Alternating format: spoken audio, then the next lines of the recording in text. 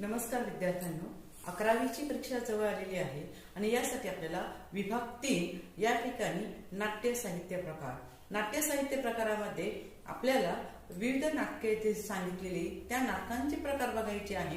पहिलं नाटकाचा प्रकार जो आहे तो संगीत नाटक। संगीत नाटक हे कशा स्वरूपाचं असतं? या संगीत नाटकामध्ये काय आहे तर संगीत नाटक यामध्ये संगीत, गाणी आणि अभिनय यांचा काय असतो? संगम असतो आणि ह्या नाटकाला संगीत नाटक असे म्हणतात।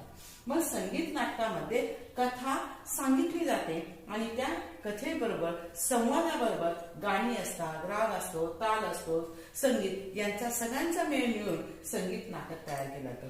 संगीत नाटकाची वैशिष्ट्ये आपल्याला बघायची आहे।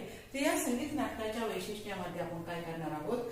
यामध्ये पहिलं, नाटकात अनेक गाणी असतात, गाण्यांचा समावेश जास्त असतो आणि संवाद मात्र कमी असतो। म्हणून संगीत नाटकामध्ये जे काही कलाकार असतात त्यांना मात्र संगीताविषयी जाण असणे महत्वाचं आहे। गाण्यांविषयी त्याला राग ताल हे असणं महत्वाचं असतं, याचं त्याला ज्ञान असणं गरजेचं आहे। दुसरं, संगीताच्या माध्यमातून भावना व्यक्त केल्या जातात। यामधून संगीत नाटकामधून त्या गाण्यामधून भावना व्यक्त केल्या जातात आणि त्याविषयीचं शास्त्रीय संगीताचं त्याला ज्ञान असणं गरजेचं आहे।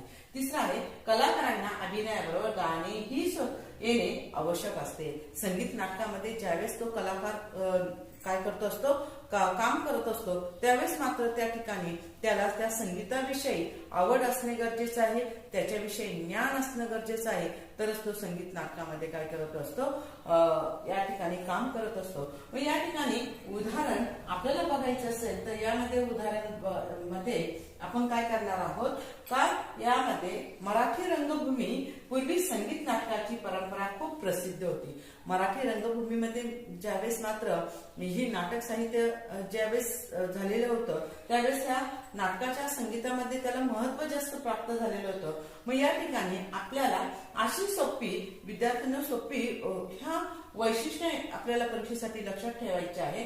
ज्या नाटकामध्ये संगीत आणि गाण्याचा वापर जास्त होतो त्या नाटकाला संगीत नाटक असे म्हणतात आणि त्या ठिकाणी संगीत नाटक त्या काळामध्ये मोठ्या प्रमाणात सुरुवातीच्या काळामध्ये चालत होतं। पण हे नाटक जे आहे यामध्ये जे काही कलाकार असतात त्यांच्याशी संवाद कमी होतो, गाण्याचं जे काही भाग असतो तो जास्त असतो आणि जेणेकरून यामधून ही कला प्रेक्षकांसमोर सादर करायची असते आणि ही कला सादर केली की आपल्याला या संगीत नाटकाचं महत्व समजतं।